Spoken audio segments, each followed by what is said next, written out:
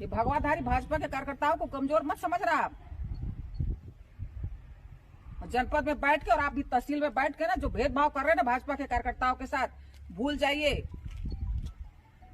अंधेरी कोठरी में ले जाके ना मैं बेल्ट खोल के ना ठोकना जानती हूँ बहुत अच्छे से।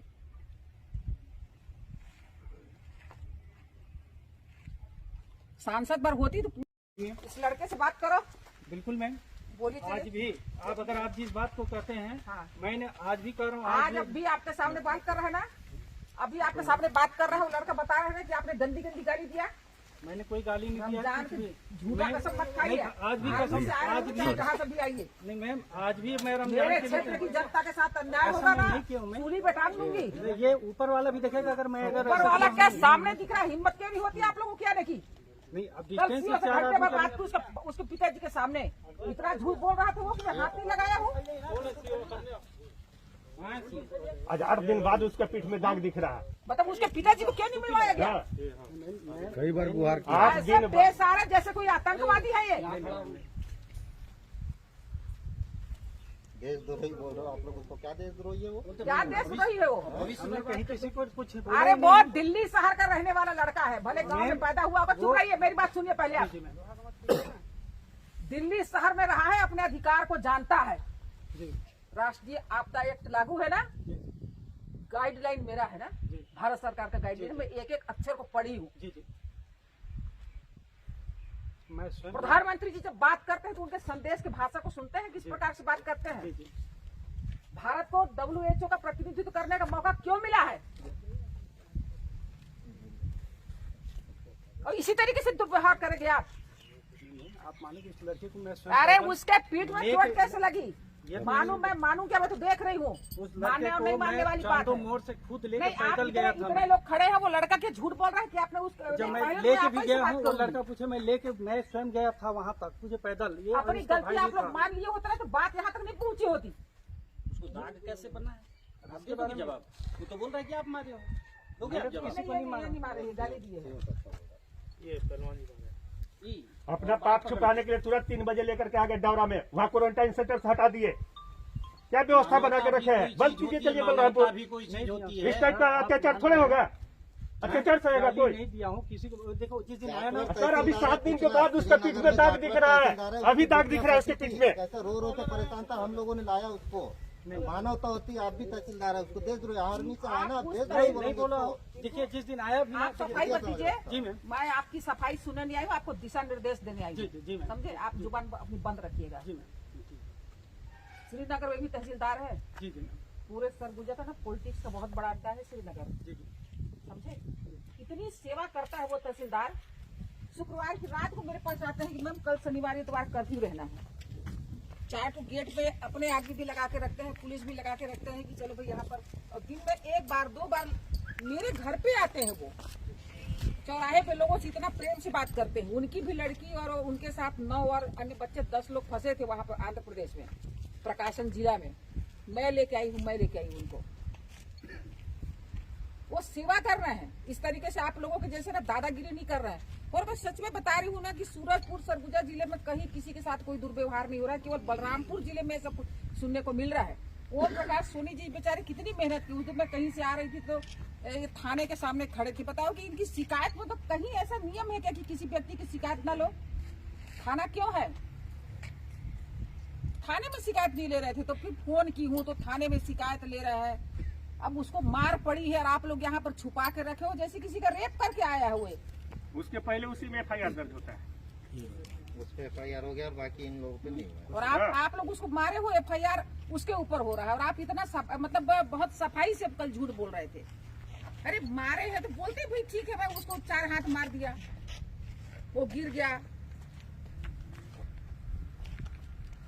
ऐसा पूरा मतलब प्रशासन छुपाने में लगा। आपका कलेक्टर छुपा रहा है, आपका ESP छुपा रहा है, चला आपका IG छुपा रहा है। ये छत्तीसगढ़ सरकार तो ये नंगी भिखारी सरकार है साली। पूरी सरकार हर चीज को छुपा रही है।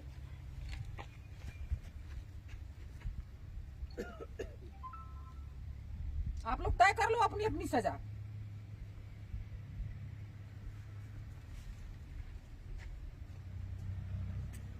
दादागिरी नहीं चलेगी।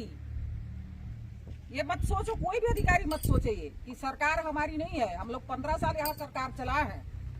भूखमरी को दूर हम लोग किए हैं, नक्सली को दूर हम किए हैं, अशिक्षा को हमने दूर किया है, डेवलपमेंट हमने किए हैं। अब मरम्मत के लिए ना, मिट्टी मुरुम के लिए पैसा भी सरकार के पास 2743 करोड़ रुपया हमने दिया है।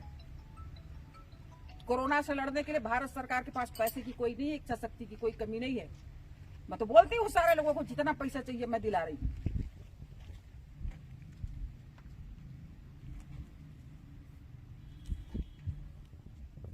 कि भगवाधारी भाजपा के कार्यकर्ताओं को कमजोर मत समझ रहा आप।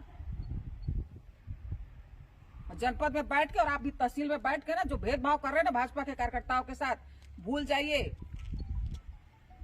अंधेरी कोठरी में ले जाके ना मैं बेल्ट खोल के ना ठोकना जानती हूँ बहुत अच्छे से।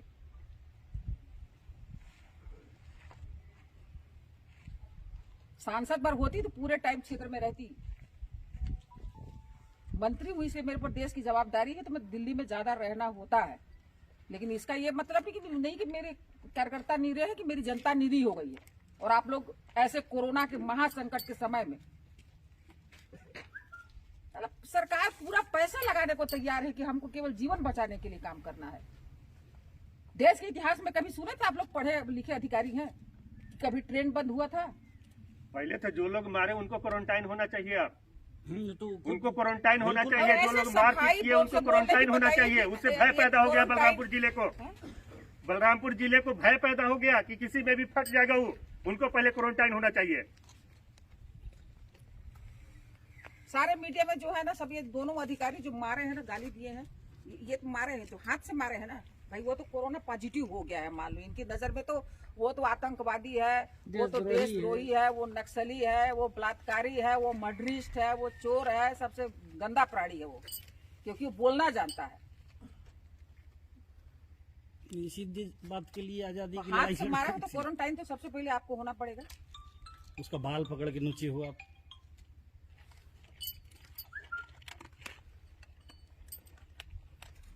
सर अभी भी उसका पीठ में दाग दिखा। हाँ? 7 दिन गुजर गया, अभी तक डॉक्टरी मुलाहजा नहीं हुआ।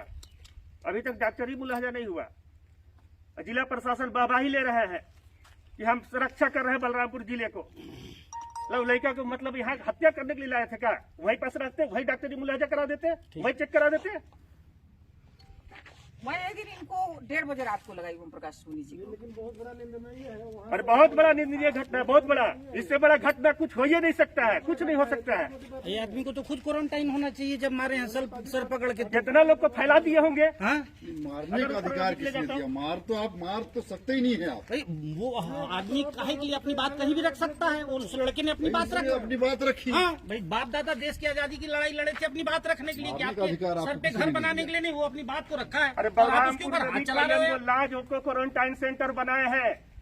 बलरामपुर में कितने लोगों में एफआईआर दर्ज की है? तहसीलदार साहब ही बताते ना, कितने लोगों में की है? पक्षपात करके एफआईआर दर्ज कर रहे हैं आप, पक्षपात करके दुकान को सील कर रहे हैं आप। ये तो हर जगह चल रहा है कि भाजपा वाले का दुकान है तो ये नहीं खुलेगा और ये है तो खुलेगा, तो हर जगह का बात है। अभी तक नहीं होना, ये बहुत बड़ा। 7 दिन गुजर गया, 7 दिन गुजर गया, 8 दिन अभी तक उसके पीठ में दाग है। पहले क्वारंटाइन कराइए, मारपीट ये लोग चाह रहे थे ना कि उसका दाग धब्बा सब छूट जाए, तब कराएंगे। और इतना भय पैदा कर दो कि लोग इस बात को कहना छोड़ दें। कल मैं इनसे बात की, बहुत देर तक बात की, मैं 10 मिनट बात की, और इतनी सफाई दे रहे थे, इतनी सफाई दे रहे थे। मैं उनके पिताजी से पूछी कि भाई देखिए, माँ बाप की अंतरात्मा बोलती है, कोई आपको आप सही बताइए कि वाकई में, मैं बोली आपके लड़के के साथ मारपीट हुई है क्या, कैसे आप? मैं फिर धीरज से पूछी, मैं बोली धीरज जो पहली बार तुमको फोन किया तो क्या बोला? सोनी जी से मैं बोली, सोनी जी सही मार दिया था। नहीं, मेरे को अभी तक विश्वास नहीं था। मेरे को लग रहा था कि उसके साथ मार नहीं हुआ, हो सकता है गलत होगा। लेकिन उसका पीठ देखने के बाद अभी लग रहा है कि साला दाग अभी पड़ा हुआ है। मतलब पटक के है, के मारे हैं। किस कंडीशन में आया है वहाँ से, कैसे लाए हो उसके वहाँ बाद उसको मार रहे हैं, ये तो गलत है। अरे कहीं हत्या करने के हिसाब से तो नहीं लाए थे हाँ? कल को डिप्रेशन में चले जाए और कोई कदम उठा ले तो हो सकता है, बताइए कि आजकल तो हर व्यक्ति मानसिक तनाव से गुजर रहा है। क्वारंटाइन में चला गया और वो अपने मन से जा रहा है, मर्जी से जा रहा है क्वारंटाइन में। मैं 14 दिन क्वारंटाइन काट लूंगा इसके अरे भैया स्थानीय लोग थे हम लोग ऐसे थे वहाँ। में लोग स्थानीय डरेंगे, बलरामपुर जाना नहीं से चाहेंगे लेकर है, क्वारंटाइन वहाँ इसका दुकान है। हमारे सीओ साहब बलरामपुर के रहने वाले हैं, एक एक बच्चे को जानते हैं, मेरे को चिंते हैं, मेरे लड़का को चिंते हैं, इनके लड़का को चिंते हैं, सबको चिंते हैं। एक बार ये भी बोल सकते थे कि भाई साहब वो देखिए हम उसका बर व्यवस्था करवा रहे हैं, थोड़ा सा ये सब चीज बंद कराइए। हम लोग इस क्वारंटाइन इस महामारी में भारतीय जनता पार्टी राजनीतिक करना नहीं जानती है, राजनीतिक नहीं कर रही है, अभी भी राजनीतिक नहीं कर रहे हैं, लेकिन अभी भी व्यवस्था सुधरे। मारपीट तो बिल्कुल नहीं कर हाँ। सकते, ये तो इसके हम लोग इसका विरोध करेंगे।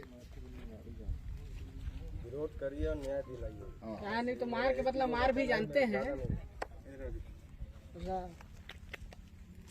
रमल के। नहीं तो क्वारंटाइन सेंटर में फिर हम लोग का भी तरीका रहता है मार के बदले मार। इस समय सबको सहानुभूति पूर्वक सबके पूरा देश जूझ रहा है भैया, हम लोग भी दिन रात तैयार हैं, दिन रात कर रहे हैं। हम लोग इस मैटर में हमारे प्रधानमंत्री जो वक्तव्य है, हम लोग कोई राजनीतिक करना नहीं चाहते हैं, लेकिन ये अन्याय बहुत बड़ा अन्याय है, ओवर अन्याय है, बर्दाश्त से फालतू का अन्याय है। इतने लोग अभी लोगों को खाने खिलाने में पिलाने में इतने लोग व्यवस्था में लगे हैं। पार्टी के लोग हमारे रोज दिन भारतीय जनता पार्टी के कार्यकर्ताओं को सब निर्देशित कर रहे हैं कि चलो आप जो अभी ट्रक में जा रहे हैं उनको भी भैया खिलाओ और पिलाओ, पानी पिलाओ, उनको खाना खिलाओ। और आप लोग व्यवस्था में लगे हैं, आप लोगों को तो खुद इनके प्रति सब दया होनी चाहिए कि हम अपने घरों में मस्त हैं, इनको हम लाके हॉस्टल आश्रम में रखे हैं, क्वारंटीन पीरियड में रखे गए हैं, तो इनको तो अच्छे से अच्छा भोजन पानी कराना चाहिए ताकि इनका मन भी लगे रहे। और नहीं अगर गलत भी कर दिया था ना तो स्थानीय था वो, बलरामपुर के थे, इनके गार्जियन से बोल सकते थे कि भाई साहब हम थोड़ा सा इस महामारी में रखे हैं 10 लोगों को, थोड़ा सा इनका बर व्यवस्था हम लोग या तो घर से भोजन भेज दीजिए, जैसा भी हो इसको देख लीजिए, इसको मत इससे पढ़िए, ये भी बोल सकते थे। अच्छा जो ना मतलब यहाँ ऐसे सेंटरों में रखे गए हैं, इनको तो अच्छे से खिलाना पिलाना चाहिए ताकि थोड़ा सा मान लो यदि पॉजिटिव जो भी निकल रहे हैं, जब बाहर से आ रहे हैं वो लोग निकल रहे हैं, अब उनको तो लोग भूखे मार रहे हैं। पैसे की कोई कमी नहीं है, इतना पैसा छत्तीसगढ़ सरकार को दिया गया है और आप लोगों को बोला गया है कि भाई सरपंचों के माध्यम से, नहीं भी 13 लोगों को 15 दिन खिलाए हुए क्या दिक्कत है भाई। अब मानव सहयोग करने में इतना तकलीफ हो रहा है, पैसा आ रहा है हर चीज का, फ्री में थोड़ी। आदमी मदद करने के जिसको नहीं है वो मदद करने के लिए फल फूल आगे बढ़ रहा है। दोनों टाइम खाना खिलाना चाहिए, सब कुछ देना चाहिए।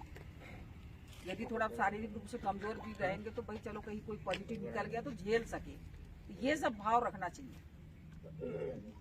इनके कलेक्टर लोगों से बात करो, कोई दिक्कत नहीं है।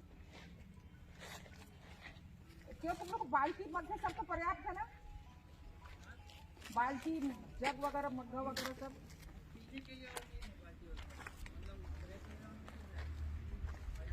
अच्छा कितने टॉयलेट है अंदर, टॉयलेट कितना है?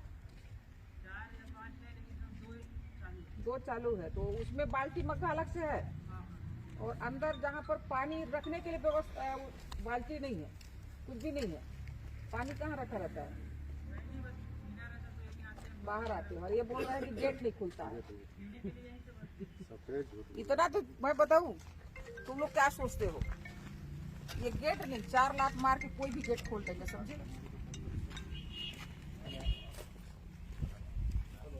झूठ की पराकाष्ठा है, बिल्कुल शर्म नाम की चीज नहीं है भाई। आप लोगों को दया तो हो ही नहीं सकती, थोड़ी शर्म रहनी चाहिए। डर भी ना हो तो चल जाएगा, लेकिन शर्म तो होनी चाहिए, आदमी को हया होना चाहिए कि जी। Please like and subscribe my YouTube channel.